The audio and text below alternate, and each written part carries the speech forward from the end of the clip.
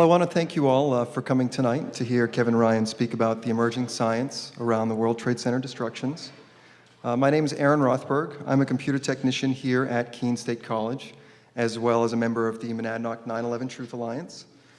Before I introduce Kevin, I just want to take a moment to thank both of our event sponsors, the Keene State College Economics and Political Science Department, as well as the Monadnock 9/11 Truth Alliance, for their unrelenting effort in pursuit of the truth around 9/11.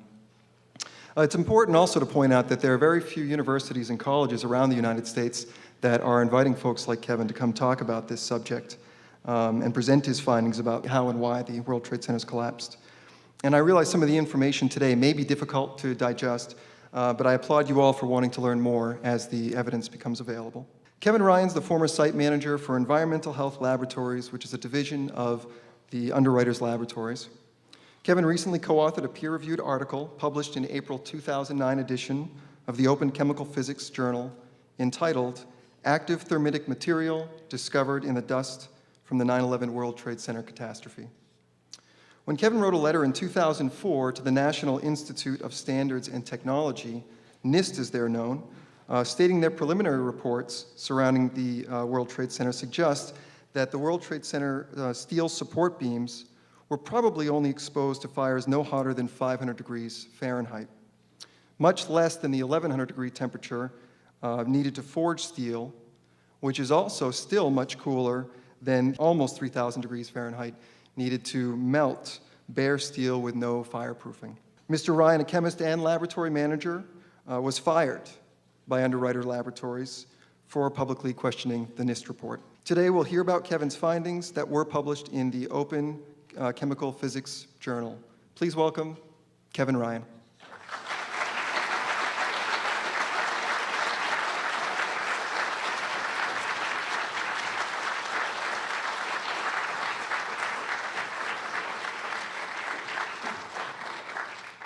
Thank you. I'm glad to be here in the beautiful state of New Hampshire. I'm from Bloomington, Indiana, where I work as a chemistry laboratory manager. But before that, I was the site manager for Environmental Health Laboratories in South Bend, which was a division of Underwriters Laboratories, or UL. I've been working in and managing chemistry laboratories for 20 years. And today I'm here to share important information from an independent investigation into what happened at the World Trade Center on September 11, 2001. This investigation is part of what is called the 9/11 Truth Movement, which is a grassroots effort that includes many people from around the world who understand the importance of learning about what happened that day. My talk today will cover three general areas. First, we'll look at the destruction of the World Trade Center buildings in terms of questions about what happened, official answers given, and the evidence ignored. Then I'll discuss my experiences and how I started questioning 9/11, including my employment with UL, where I was fired for publicly speaking out about the World Trade Center investigation being conducted by UL and NIST. Then we'll look at three mainstream scientific articles that I have helped to produce that include the points of agreement with official reports, a paper on environmental anomalies at Ground Zero, and then the more recent paper that details the discovery of explosive materials in the World Trade Center dust. I'll also mention some of the work that is going on for the future, and I'll be glad to take questions at the end. We should start by noting that September 11th was a day of many unprecedented events. We saw the first total failure of our national air defenses 4 times. We know that insider trading occurred, but no insiders were ever identified. And we know that the entire U.S. intelligence apparatus and military chain of command failed for various reasons. But the events at the World Trade Center were unprecedented in a number of ways. We know that no tall building has ever suffered global collapse due to any reason other than demolition. But on 9/11, there were 3 such events. No building exhibiting all the characteristics of a demolition has ever not been a demolition. 99.7% of the evidence was destroyed despite severe criticism from the public and fire investigation experts. A close look at the destruction of these buildings leads us to understand that these events were not just incredibly improbable, but also counterintuitive. And if we're able to believe the official myth, these events would have also violated the laws of science. In short, nothing has ever fallen through the path of most resistance for any reason, before or since, yet we're told that on that day, 3 skyscrapers did so at nearly free fall speed. A lot of people are not aware of the 3rd skyscraper. This is it, World Trade Center Building 7, or the Solomon Brothers building. This building was 47 stories tall, making it taller than any building in 33 states, and certainly taller than any building in New Hampshire. It was not hit by a plane, and yet at 5:20 in the afternoon on 9/11, it fell through the path of what should have been the most resistance. It kinked in the middle and collapsed inward. You can see that at the top, falling vertically and symmetrically in 6.5 seconds. Additionally, some very powerful and secretive tenants occupied Building 7, like the CIA, the Secret Service, the Department of Defense, and the New York City Office of Emergency Management. Also, there was the Securities and Exchange Commission, which on that day lost many of the most important documents related to fraud investigations at Enron and WorldCom. There are many incredible aspects to the fall of Building 7. Numerous people were told this building would come down, including 60 firefighters and 25 emergency medical staff. They were told to leave the area, and some of them testified to a countdown, and many testified to explosions going off. Additionally, both the CNN and BBC networks reported that this building had already collapsed 25 minutes before it did. That's incredible, not simply because they predicted which one other building would fall of all the other possibilities in the area, but because no one could have predicted the sequence of events that led to this building falling, at least the sequence given by the official report. After 7 years of waiting, NIST finally put out its official report on Building 7, and it says that normal office fires caused fully fireproof steel to fail in one area of the building, and that's what led to this entire structure falling as it did into a neat rubble pile. Note that neither UL nor NIST argues that UL, my former company, tested the steel components in World Trade Center 7. It's actually in the report. But if we were to accept that NIST World Trade Center 7 report, we would have to conclude that no tall buildings are safe from the possibility of total unexpected collapse due to small office fires. So if this is a tall building, don't go running, screaming from the building at this point. We'll get through this. We won't go into the details of the official reports today. I'll simply mention some key points and move on to the new research. However, we will see that a good deal of the most critical evidence has never been covered by the official investigations. The first point of that evidence is that the incredible low probability that the only 3 instances of a skyscraper suffering global collapse due to fire occurred all on the same day and all in the same place. There have been many raging building fires much worse than existed in any of the World Trade Center buildings, but no global collapse has ever resulted from those fires. There have also been buildings hit by jet planes without falling, but we're told that it was the fire that destroyed all 3 buildings at the World Trade Center. We can see for ourselves that the towers appeared to have exploded, starting at the top and going all the way down. Also, high-velocity bursts of debris shot out from 10 to 30 floors below the falling collapse front. These are sometimes called squibs. At the top of each tower, the debris appeared to shoot upward and outward, as much of the solid structure above turned to dust. This is counterintuitive to the idea that the building was being crushed downward. Some large steel column assemblies were shot outward for hundreds of feet. Many have asked, is this what it looks like when a building is softened or weakened from fire? According to official investigators, each tower fell in less than 12 seconds. This fact can be verified through film footage. In comparison, free fall speed through a vacuum, no air, for something at this height would be 9.2 seconds. And again, the towers fell with no deceleration whatsoever through what should have been the path of most resistance. That is, through 70 to 90 stories of cold, hard steel structure that had supported the towers for 30 years. Given the official story, this violates the law of conservation of momentum, as at the very least, energy must have been lost through structural deformation, causing deceleration. Other aspects, including huge dust clouds resembling those from pyroclastic clouds, violated the law of conservation of energy.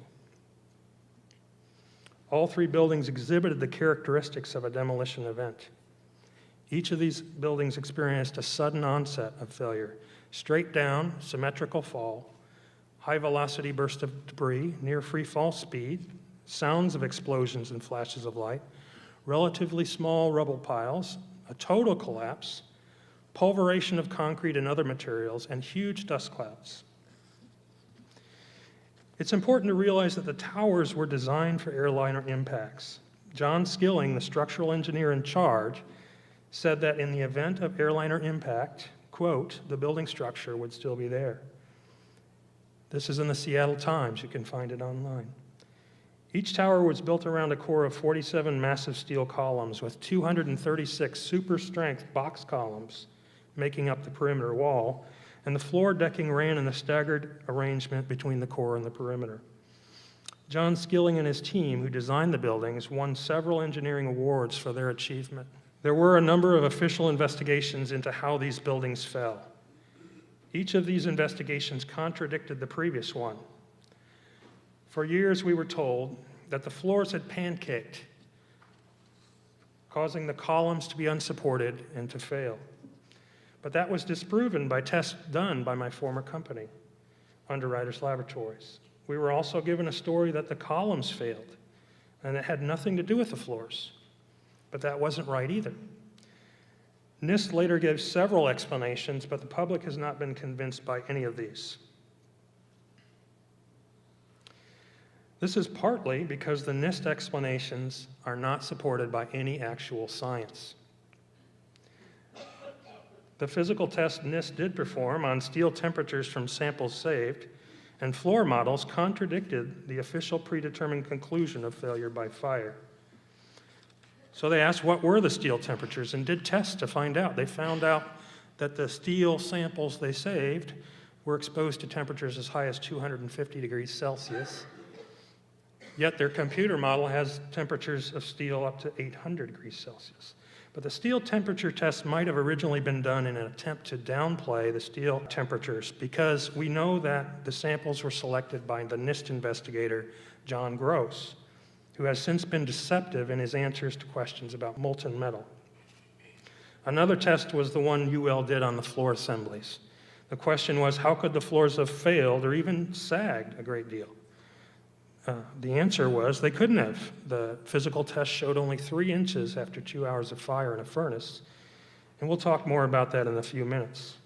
For other questions, like what were the actual collapse dynamics, NIST made no effort to answer at all. But as we can see, the physical test results produced by NIST and UL were ignored in favor of contradictory computer-generated results. All the NIST reports that now stand as the final official word on what happened to these buildings are based entirely on bits and pieces of computer simulations. To make that non-scientific approach worse, the public's not allowed to see the computer simulations. Therefore, there's no way for independent review of the NIST findings. We're simply asked to trust them. One thing we can see is that many of the official investigators were the same people from one false story to the next, and nearly all of them were Department of Defense contractors or employees. It's therefore no surprise that the official investigations or explanations were always focused on supporting the political story and the war on terror. But it is a glaring conflict of interest that Department of Defense contractors led these investigations. Of course, we also heard from the Hearst Corporation through their magazine Popular Mechanics, and the same people showed up for that too. It turns out that NIST and Popular Mechanics also brought in experts in a nanothermite technology, which we'll discuss later. One thing NIST and previous investigations always ignored was the large amount of eyewitness testimony about explosions going off at the World Trade Center. Here are some of those testimonies. You can read about 118 witnesses to explosions at the World Trade Center, and a paper by Professor Graham McQueen found at the Journal of 9/11 Studies. Many other questions were left unanswered by the official reports. What about the resistance of the floors below? If each floor caused just a half a second of hesitation, we would have needed another 40 seconds for these buildings to fall. What about the observed squibs, which can no longer even be partially explained without the pancake theory, which no longer is supported by the government? What about molten metal observed pouring from the building and pools of molten metal in the rubble? And what about intergranular melting and sulfidation of steel that was reported by an early report from FEMA? Our future is dependent on getting answers to these questions. I began questioning the events of 9/11 in 2003, when I recognized that the Iraq War was being built on lies. That realization led me to wonder about when this kind of lying began. If our leaders could lie us into a devastating war, what else were they capable of? This also reminded me that my company had been involved in performing the required fire resistance tests on the World Trade Center steel components, according to our CEO. After I had been investigating what was known about 9/11 at the time and asking a lot of questions at UL for about a year, NIST came out with this draft report on the towers. This was October 2004. Because this report was in contradiction to the physical tests done, I wrote to NIST directly in an attempt to get clarification. I was fired from my job at UL simply for writing a polite and professional letter to NIST. My letter of termination from UL indicated that I had harmed UL's relationship with its client, NIST. Those were difficult times for me and my family. This was before there was the Scholars for Truth and before Architects and Engineers for 9/11 Truth. But there were some great people who had already come before me, and looking back, I wish I could have done more right away. But it took me another 9 months to find a good job, and that was a top priority. During this time, I was able to learn more about 9/11, and like most people, the more I learned, the more concerned I became. At about the same time I got my new job in August 2005, I also got an uplifting message from my colleague David Griffin, who said, in case there are days in which you wonder if your act made any difference, take a look at this if you haven't already seen it. He was referring to a rare mainstream article that covered 9/11 truth in my story. Griffin went on to say, also a physicist named Stephen Jones at BYU just told me that it was your letter that got him started. I think he'll be writing.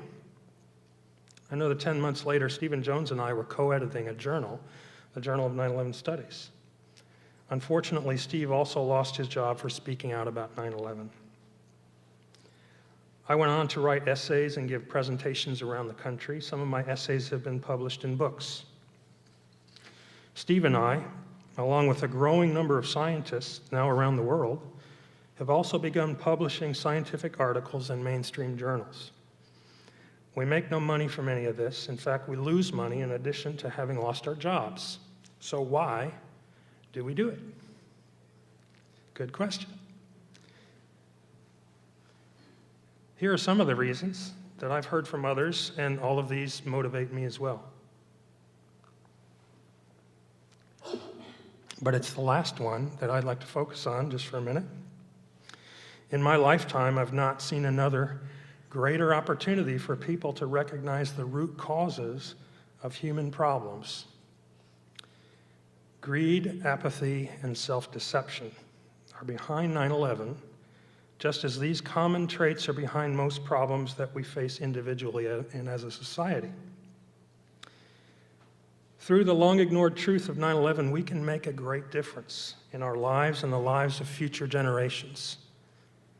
The truth that we have been terribly deceived and that we have deceived ourselves can help billions of people simultaneously take a step forward if we dare to do so. We can learn about how the deceit of 9/11 happened and how similar deceptions have happened many times before and will again unless we stop it. We can learn and understand ourselves through 9/11 in a way that produces lasting positive change in our world. With that in mind, we'll get back to the World Trade Center. My former employee, UL, not only tested the steel components used in Building 7, as the NIST report indicates, but it's a non-controversial fact that UL tested the steel components used in the towers as well to meet the 1968 New York City Fire Code. That meant that the column assemblies had to withstand 3 hours of intense fire, and the floor assemblies had to withstand 2 hours of intense fire in a test furnace. Here's the fellow that told me about it, Loring Knobloch, who was the CEO when I worked there. He later wrote to me and a few others saying, "We tested the steel with all the required fireproofing on, and it did beautifully." He went on to talk about the sample itself and the code requirements. But this fact was already well known due to a letter sent to the New York Times in 2002 from UL's fire protection manager, Tom Chapin, who I was in contact with as well. Tom wrote, "The World Trade Center stood for almost an hour after withstanding conditions well beyond those experienced in a typical fire, in his estimation. In that time, thousands of people escaped with their lives. ASTM E119 and UL's testing procedures helped make that possible." Actually, one tower stood for almost an hour, and the other stood for an hour and 42 minutes. But the point is that UL took credit publicly for the fire resistance testing. The testing that Loring and Tom were referring to was done in the mid-1960s before any of us worked there. When I spoke about it and allowed my letter to NIST to become public, UL responded by quickly telling reporters that there was, quote, "no evidence that any company had tested the World Trade Center steel components." I later discovered that UL tested and certified the fireproofing as well, as stated by the president of the company that manufactured the fireproofing. Considering that UL also served as the Port Authority's consultant during the fireproofing upgrades over the years, UL was most responsible for the fire resistance, or lack thereof, of the World Trade Center towers and Building 7. But UL later participated in the NIST World Trade Center investigation, which is a clear conflict of interest. As mentioned earlier, in 2004, UL and NIST built and tested exact replicas of World Trade Center floor assemblies. Here's a photo of one of those floor assemblies after the test. This floor assembly was tested for fire resistance according to the standard method ASTM E119. During this test, it was held in a furnace at an average temperature over 1,000 degrees Celsius for a period of 2 hours. You can see the slight effect. The mid-sections of the assembly sagged a few inches, but the frame was not damaged and the floor held its load without failure. The weight loaded was twice as great as what was known to have existed at the World Trade Center. These experiments were performed on 4 separate models, all of which had less fireproofing than the World Trade Center floors. As I said, I was fired by UL just 3 months after these tests for pointing out that these and other tests had actually disproved the official story, which at the time was the pancake theory and the idea that huge quantities of steel had softened. After I was fired, NIST began having closed-door meetings. 7 months later, they published a new story, having replaced the word softened with weakened, but still exaggerating the floor sagging in the extreme. The truth is that metal had actually melted at the World Trade Center, and we know that could not have happened from jet fuel and office fires. On the left here, you see molten metal pouring from the South Tower and being pulled from the debris pile at Ground Zero. NIST said that they found no evidence of molten metal. But they said that if molten metal had been present, it would have had to have been aluminum from the plane. This was not the case, right? As you can see from these photographs, on the right you see the difference between molten iron steel, which is yellow-orange, and molten aluminum, which is silvery gray when poured in the daylight. There were also many eyewitness testimonies to molten metal. Here are a few examples, professional people who spoke very clearly about it.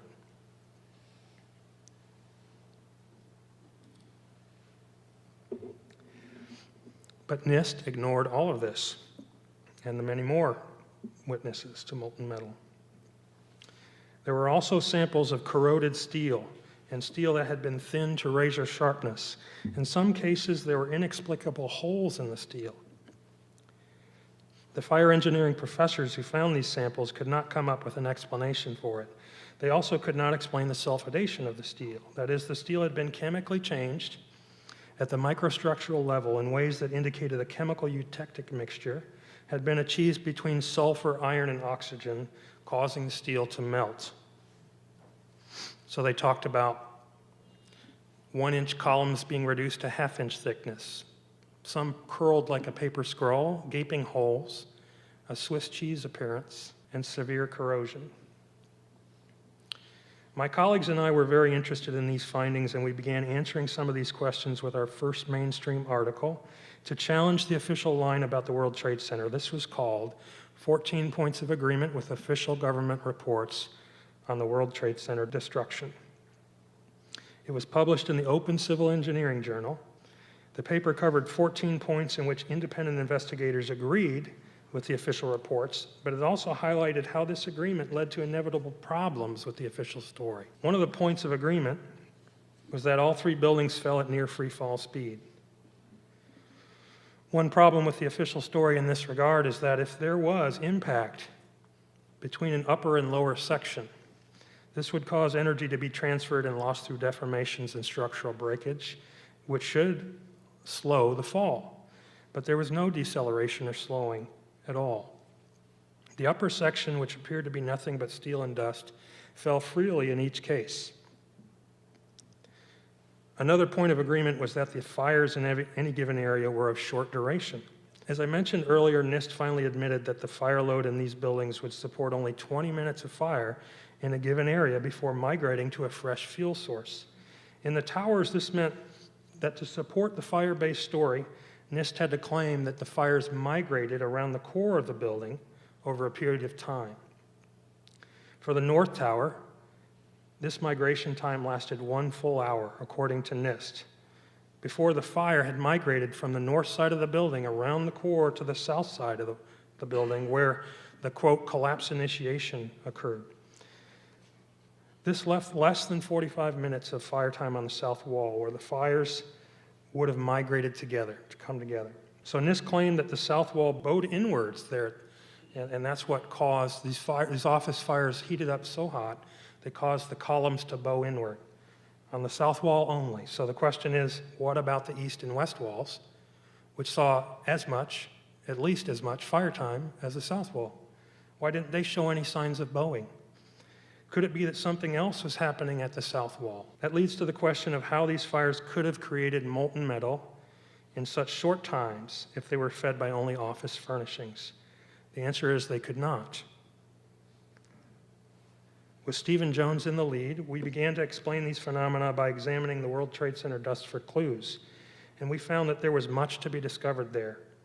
After the destruction of the World Trade Center buildings, a thick layer of dust covered all of Manhattan. In some places, it was several inches deep. Looking through this dust, we found microspheres of several kinds.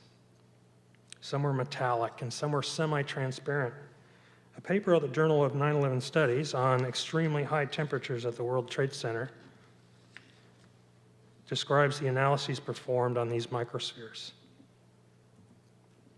Other investigators had previously found the same thing.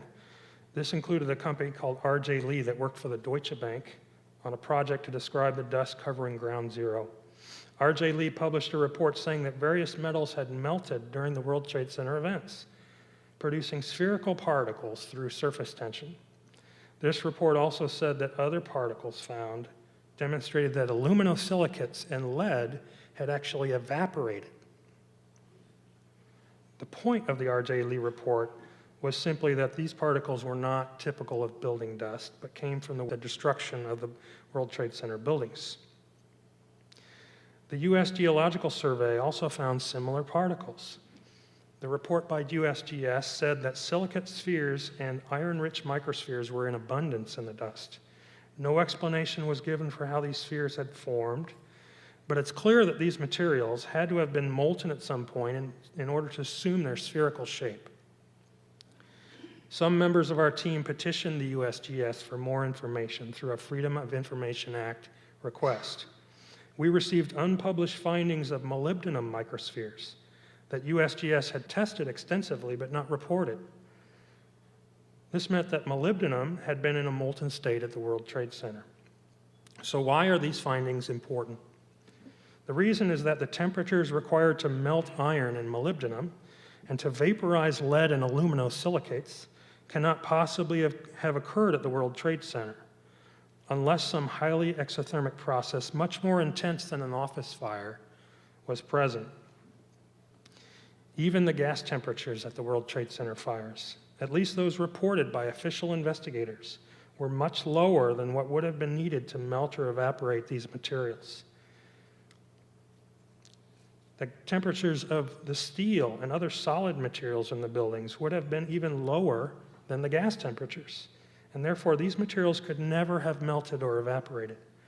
Temperatures lower than 1,000 degrees Celsius cannot begin to explain the evidence found by the R.J. Lee Company, the USGS, and corroborated by our team. We then began looking at other evidence, including the environmental data. Another mainstream scientific paper came from this, a paper called Environmental Anomalies at the World Trade Center, Evidence for Energetic Materials, which was published at the Springer Journal, The Environmentalist. Like all of our papers, this is available free of charge online. Some of the unanswered questions about what happened related to unexplained phenomena at Ground Zero.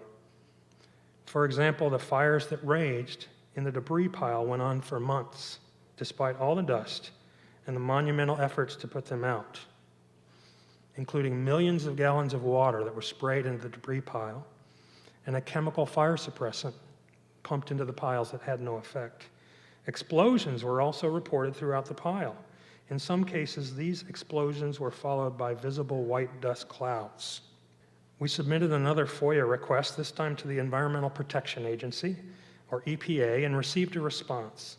In reviewing these data, we noticed that the EPA results of air emission testing exhibited some startling spikes in detection of certain analytes. Here we see 5 volatile organic chemicals, or VOCs, spiked in unison on specific dates during October and November 2001 at Ground Zero. These detections were extremely high and uneven relative to those from known structure fires, and suggested that the fires and explosions might be from unusual energetic events happening within the pile.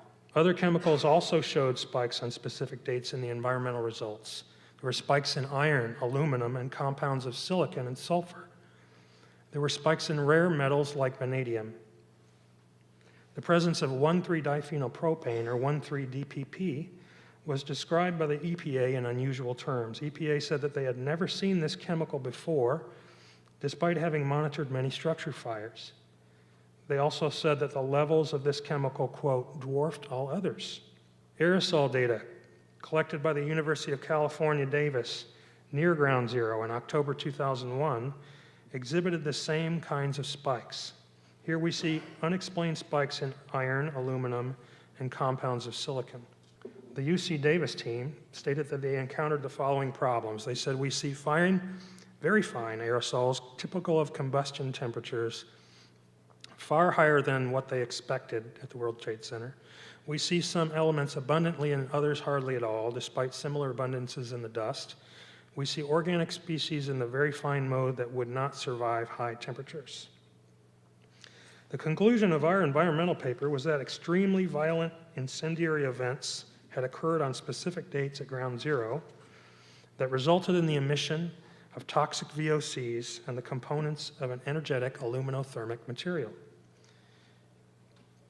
What are aluminothermic materials? The most common term for an aluminothermic material is called thermite. This is a chemical mixture of a metal oxide and aluminum powder that, when ignited, exhibits what is called a thermite reaction.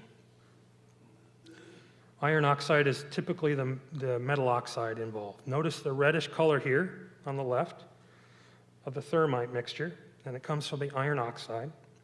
When ignited, the thermite reaction proceeds very energetically, releasing a huge amount of energy as aluminum oxide, which comes off as white dust, oftentimes, and molten metal are formed as products. Other metal oxides can be used, like vanadium oxide and molybdenum oxide, giving molten vanadium or molten molybdenum, respectively. A thermite reaction is highly exothermic. Has been utilized in the past for purposes of melting and cutting steel. It was used for welding railroad ties, for example, and more recently it's used for anti-tank grenades. Additives are sometimes included like barium nitrate or potassium permanganate. Sulfur is often present in these additives also, and the mixture is then referred to as a thermate when sulfur is there. It's also actually been patented for demolition, which I'll mention briefly later. The thermite reaction over the last 15 to 20 years has been harnessed on the nanoscale, vastly increasing the energy release and the rate of release. These are called energetic nanocomposites, nanothermites, term we use, or superthermites. The reason they're so much more powerful is that the surface area per volume of the reactants is much higher. Or in other words, the reaction front is greater. Therefore, the reaction can proceed much faster, releasing more energy more quickly. So nanothermites are those in which one or more components are on the scale of 10 to 100 nanometers, and they ignite at a lower temperature, and they are explosive. You can see the curves here on the right for the relationship between particle size and reaction rate, and therefore energy and density. These nanothermites are often made by the sol-gel method, which is where components are mixed in solution and then dried later. Silicon-containing materials are added to form a structural base in which the iron oxide and aluminum can distribute evenly. The silicon is often part of a fluorinated silane, which means fluorine and carbon are present as well.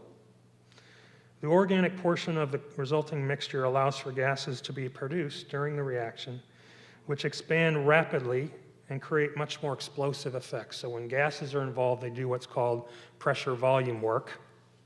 They blow up. The compound 1,3-DPP, mentioned earlier in the environmental data, is sometimes used to functionalize similar nanocomposites. That is, the pore size of silica microstructures is better controlled using 1,3-DPP. In any case, sol-gel nanothermites are produced in such a way that they can be used as coatings, as this quote from a Lawrence Livermore article says. The reason that coatings are interesting is that the areas of jet plane impact and fire in the World Trade Center towers match very well with the areas of fireproofing upgrades in the years just before 9/11. The upgraded fireproofing was applied via a coating process to columns and floor deckings in the buildings. As you can see from this comparative diagram, the floors match up exactly for the North Tower and somewhat well for the South Tower as well.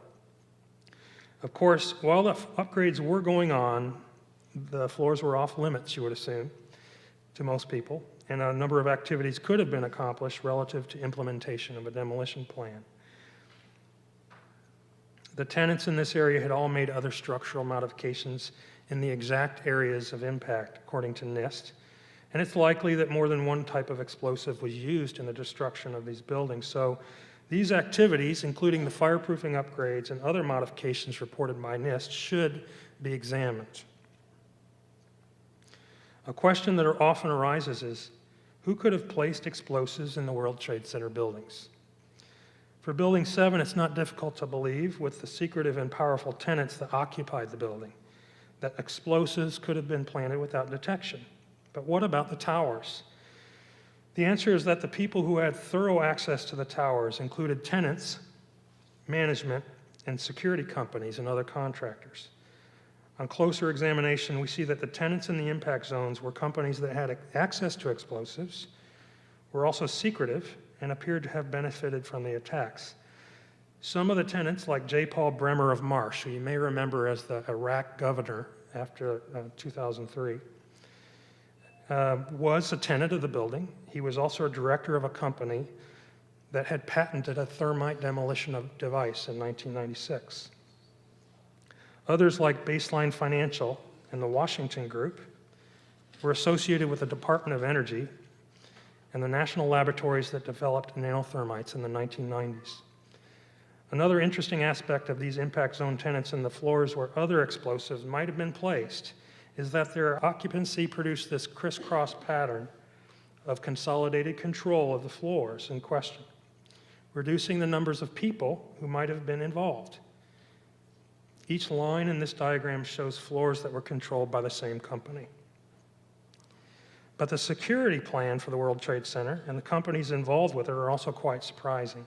The company that developed the security plan after the 1993 World Trade Center bombing was Kroll. It's a company that's sometimes called the CIA of Wall Street. Kroll had earlier developed expert knowledge of terrorism and terrorist financing. Kroll's plan for the World Trade Center was implemented over a period of years by 4 companies controlled by very powerful people. Many of those people benefited from the attacks. All 4 of the security implementation companies had previously done significant work in Saudi Arabia. Just a few months before the attacks, the World Trade Center complex was taken over by Larry Silverstein, a man who made his fortune running strip clubs. Lucky Larry, he's called, received a multi-billion-dollar insurance payment as a result of the attacks. Another incredible thing to notice is that the world's leading experts on Al-Qaeda and its terrorist network were right there in New York City at the World Trade Center on 9/11. This included Mayor Rudy Giuliani, who had investigated the terrorist financing organization called BCCI, and who later worked for a firm that represented BCCI. And also John O'Neill of the FBI, who had investigated every major terrorist attack by Al-Qaeda.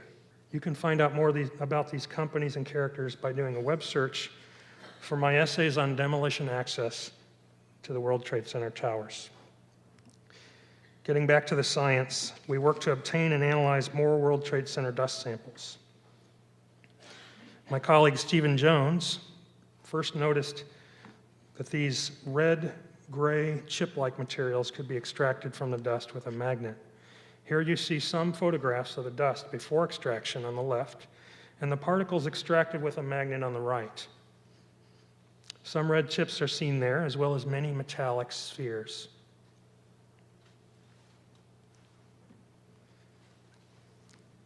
Other investigators, including myself, tried to replicate Jones' findings and began to see these red chips, which sometimes included a gray layer as well. The chips have now been isolated from dust samples in several laboratories around the world. Metallic spheres are sometimes attached to the chips, and sometimes they appear as if they had emanated from the side of the chip. I've made some sol gel nanothermites myself and compared them to the red chips we have seen. Here you can see some images from that comparison and an ignition photo. The red chip compares well in terms of color to the nanothermite formulation. That's not yet fully dried. This formulation comes from Clapsaddle, a scientist at Lawrence Livermore.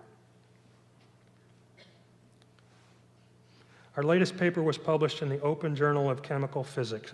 It's called Active Thermitic Material Discovered in Dust from the 9/11 World Trade Center Catastrophe.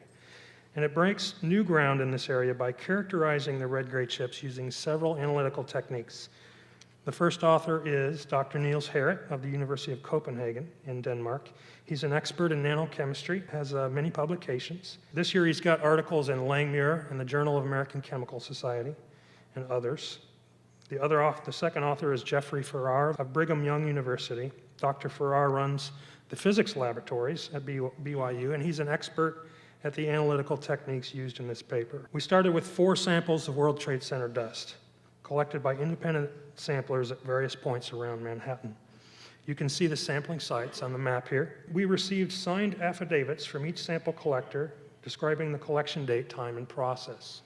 And as an old environmental laboratory manager, I can tell you it's every bit as acceptable as the chain of custody is used for environmental samples. Analytical techniques used for this paper are listed here. First, the chip-like particles were extracted using a magnet. Photomicrographs were obtained for each, and then scanning electron microscopy, X-ray energy dispersive spectroscopy, and differential scanning calorimetry techniques were used to characterize the chips. Here are some of the photomicrographs of red-gray chips found in the samples used for this new paper. Notice the similar appearance of each. We soak some of the red-gray chips in a solvent as well, called methylethyl ketone, which is sometimes used to dissolve paint. We also used a control sample of paint in order to test the idea that the red-gray chips were a form of paint. The results were that the paint chip dissolved and the red-gray chips did not. Instead, the red part of the red-gray chips swelled up, and the gray side was essentially unaffected. Through additional SEM and XEDS work, we saw that there was segregation of aluminum from other components of the swollen chips. The carbon portion appeared to wash away, and the aluminum appeared to be in the elemental form. The silicon and oxygen stayed together, suggesting that these elements were chemically bound. Here's a backscattered electron imaging map that shows the distribution of elements in the red layer of one sample. So you kind of see how the elements are distributed in the red part of these chips. We then ignited some of these chips with an acetylene torch. We saw charred remains and small metallic spheres form. The XEDS chemical fingerprint of these spheres matched with spheres formed from the ignition of commercial thermite, and also matched with spheres found throughout the World Trade Center dust. At the top here, you can see the sphere formed from the red-gray chip and its XEDS spectrum. And at the bottom, you can see a World Trade Center dust sphere with an XEDS spectrum. And the spectra match. They're a little shifted, but you can see the peaks all line up in the same way. Here are some overlaid traces from the DSC, or the differential scanning calorimeter. At the top, you can see the trace from a red-gray chip that was heated slowly in the calorimeter while the energy absorbed and released was measured. A sharp spike in energy release is seen at about 430 degrees Celsius. Below that is the trace of a known nanothermite produced by scientists at Lawrence Livermore. This is one of the many forms of nanothermite that can be made, but you can see that the exothermic spike occurs at a comparable temperature. With this graph, we show that the energy released per unit mass of red-gray chips is on par with the energy released per unit mass for high explosives. Note that we included the gray part of the red-gray chips in this calculation, so the red part is underestimated in terms of its energy per unit mass.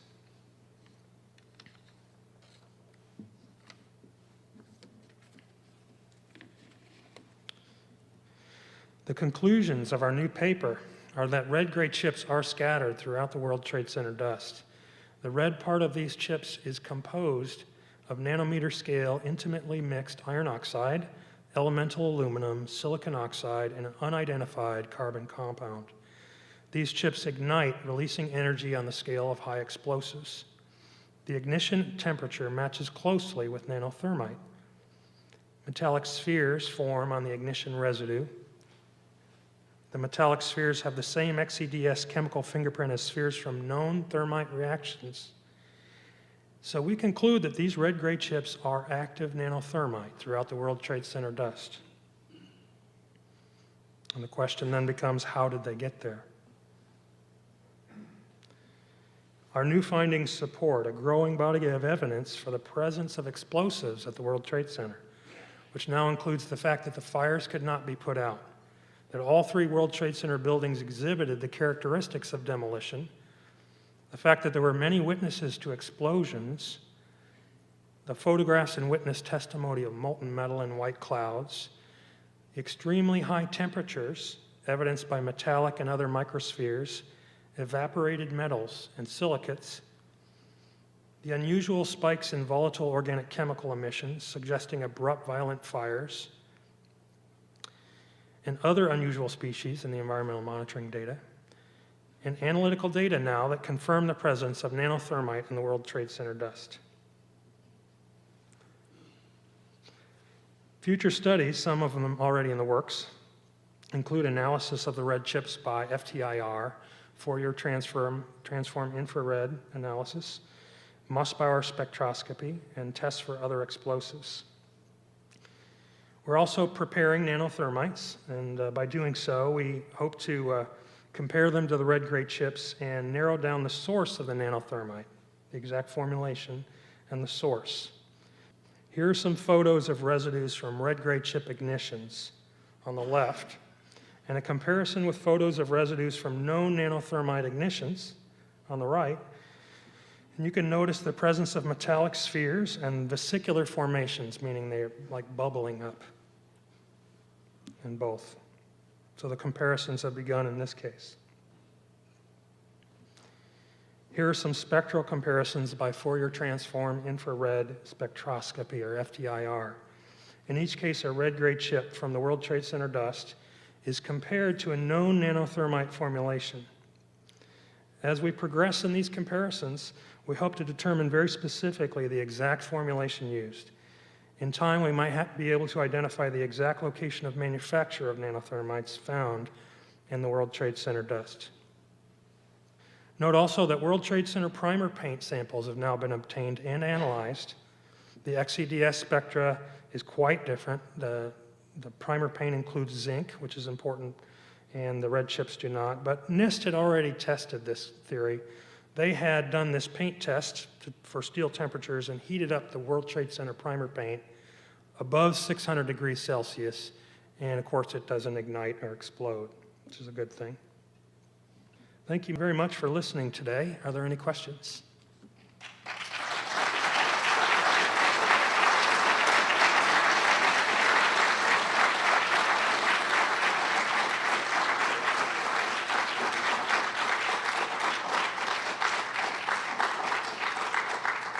Thank you. Hi, Kevin. Hi. I was wondering, and I know someone else from our Monadnock 9/11 group, is why didn't the nanothermite explode upon impact of the planes from all the heat from the jet fuel?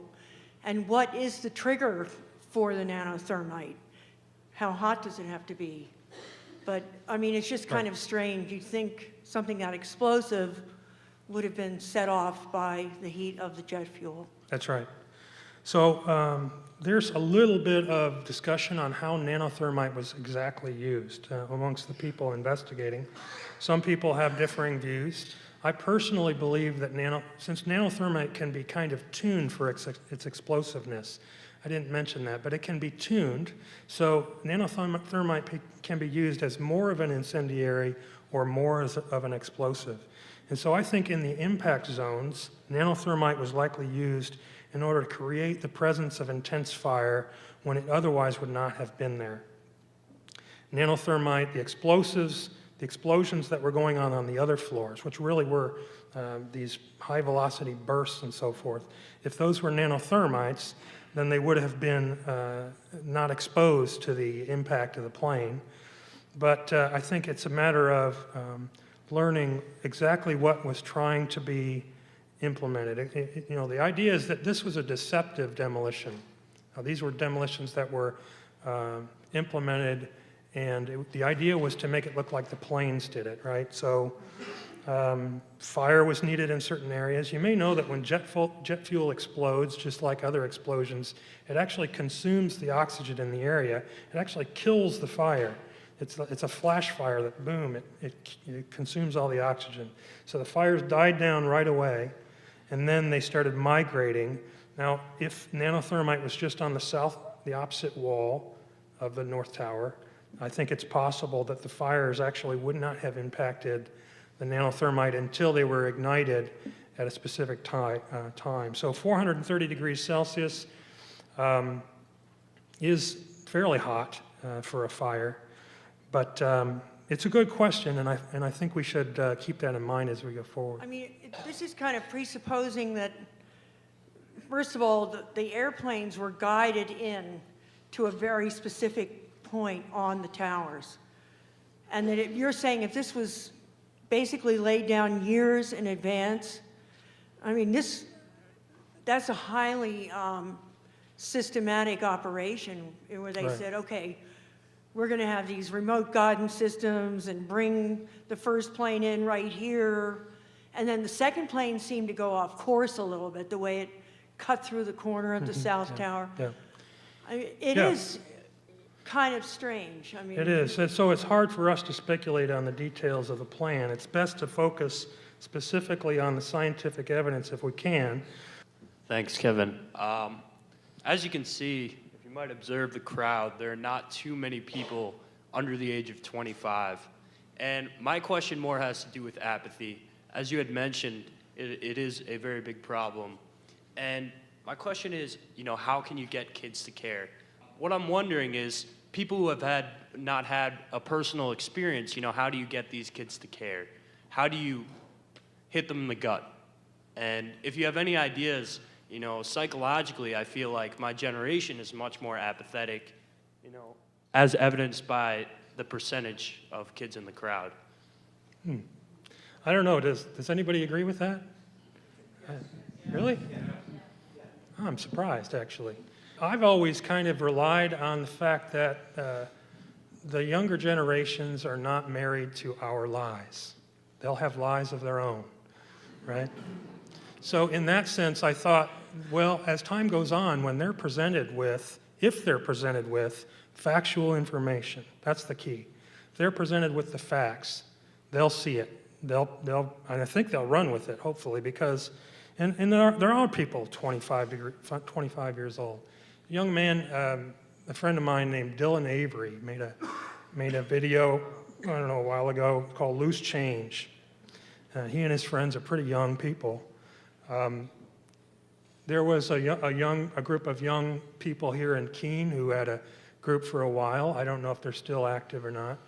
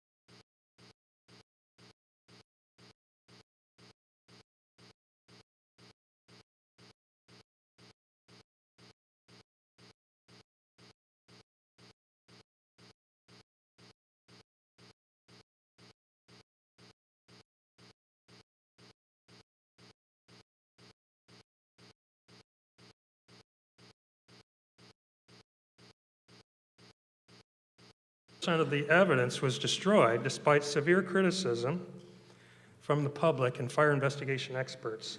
A close look at the destruction of these buildings leads us to understand that these events were not just incredibly improbable, but also counterintuitive. And if we're able to believe the official myth, these events would have also violated the laws of science. In short, nothing has ever fallen through the path of most resistance for any reason, before or since, yet we're told that on that day, 3 skyscrapers did so at nearly free fall speed. A lot of people are not aware of the 3rd skyscraper. This is it, World Trade Center Building 7, or the Solomon Brothers building. This building was 47 stories tall, making it taller than any building in 33 states, and certainly taller than any building in New Hampshire. It was not hit by a plane, and yet at 5:20 in the afternoon on 9/11, it fell through the path of what should have been the most resistance. It kinked in the middle and collapsed inward. You can see that at the top, falling vertically and symmetrically in 6.5 seconds. Additionally, some very powerful and secretive tenants occupied Building 7, like the CIA, the Secret Service, the Department of Defense, and the New York City Office of Emergency Management. Also, there was the Securities and Exchange Commission, which on that day lost many of the most important documents related to fraud investigations at Enron and WorldCom. There are many incredible aspects to the fall of Building 7. Numerous people were told this building would come down, including 60 firefighters and 25 emergency medical staff. They were told to leave the area, and some of them tested answers given and the evidence ignored. Then I'll discuss my experiences and how I started questioning 9/11, including my employment with UL, where I was fired for publicly speaking out about the World Trade Center investigation being conducted by UL and NIST. Then we'll look at 3 mainstream scientific articles that I have helped to produce that include the points of agreement with official reports, a paper on environmental anomalies at Ground Zero, and then the more recent paper that details the discovery of explosive materials in the World Trade Center dust. I'll also mention some of the work that is going on for the future, and I'll be glad to take questions at the end. We should start by noting that September 11th was a day of many unprecedented events.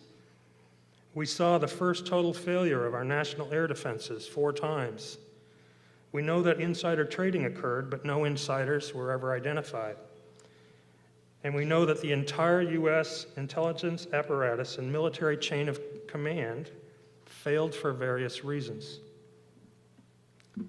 But the events at the World Trade Center were unprecedented in a number of ways. We know that no tall building has ever suffered global collapse due to any reason other than demolition. But on 9/11, there were 3 such events. No building exhibiting all the characteristics of a demolition has ever not been a demolition. 99.7% testified to a countdown, and many testified to explosions going off. Additionally, both the CNN and BBC networks reported that this building had already collapsed 25 minutes before it did. That's incredible, not simply because they predicted which one other building would fall of all the other possibilities in the area, but because no one could have predicted the sequence of events that led to this building falling, at least the sequence given by the official report. After 7 years of waiting, NIST finally put out its official report on Building 7, and it says that normal office fires caused fully fireproof steel to fail in one area of the building, and that's what led to this entire structure falling as it did into a neat rubble pile. Note that neither UL nor NIST argues that UL, my former company, tested the steel components in World Trade Center 7. It's actually in the report. But if we were to accept that NIST World Trade Center 7 report, we would have to conclude that no tall buildings are safe from the possibility of total unexpected collapse due to small office fires. So if this is a tall building, don't go running, screaming from the building at this point. We'll get through this. We won't go into the details of the official reports today. I'll simply mention some key points and move on to the new research. However, we will see that a good deal of the most critical evidence has never been covered by the official investigations.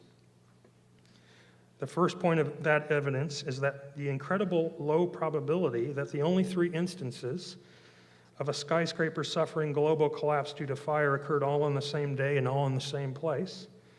There have been many raging building fires much worse than existed in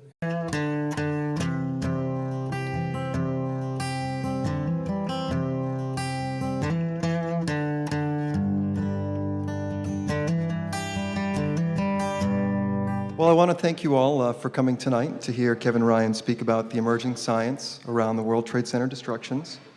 My name is Aaron Rothberg. I'm a computer technician here at Keene State College, as well as a member of the Monadnock 9/11 Truth Alliance. Before I introduce Kevin, I just want to take a moment to thank both of our event sponsors, the Keene State College Economics and Political Science Department, as well as the Monadnock 9/11 Truth Alliance, for their unrelenting effort in pursuit of the truth around 9/11. It's important also to point out that there are very few universities and colleges around the United States that are inviting folks like Kevin to come talk about this subject and present his findings about how and why the World Trade Centers collapsed. And I realize some of the information today may be difficult to digest, but I applaud you all for wanting to learn more as the evidence becomes available. Kevin Ryan's the former site manager for Environmental Health Laboratories, which is a division of the Underwriters Laboratories. Kevin recently co-authored a peer-reviewed article published in April 2009 edition of the Open Chemical Physics Journal entitled Active Thermitic Material Discovered in the Dust from the 9/11 World Trade Center Catastrophe.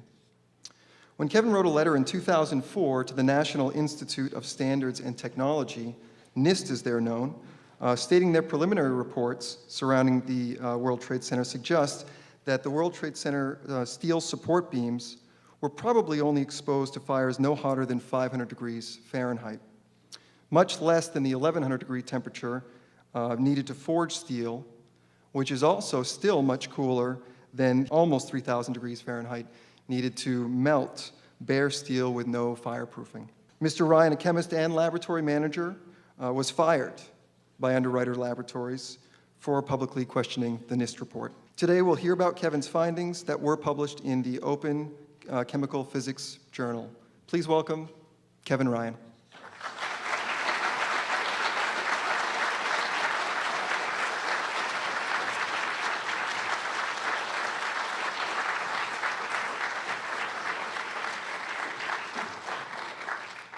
Thank you. I'm glad to be here in the beautiful state of New Hampshire. I'm from Bloomington, Indiana, where I work as a chemistry laboratory manager. But before that, I was the site manager for Environmental Health Laboratories in South Bend, which was a division of Underwriters Laboratories, or UL. I've been working in and managing chemistry laboratories for 20 years. And today I'm here to share important information from an independent investigation into what happened at the World Trade Center on September 11, 2001. This investigation is part of what is called the 9/11 Truth Movement, which is a grassroots effort that includes many people from around the world who understand the importance of learning about what happened that day. My talk today will cover three general areas. First, we'll look at the destruction of the World Trade Center buildings in terms of questions about what happened, official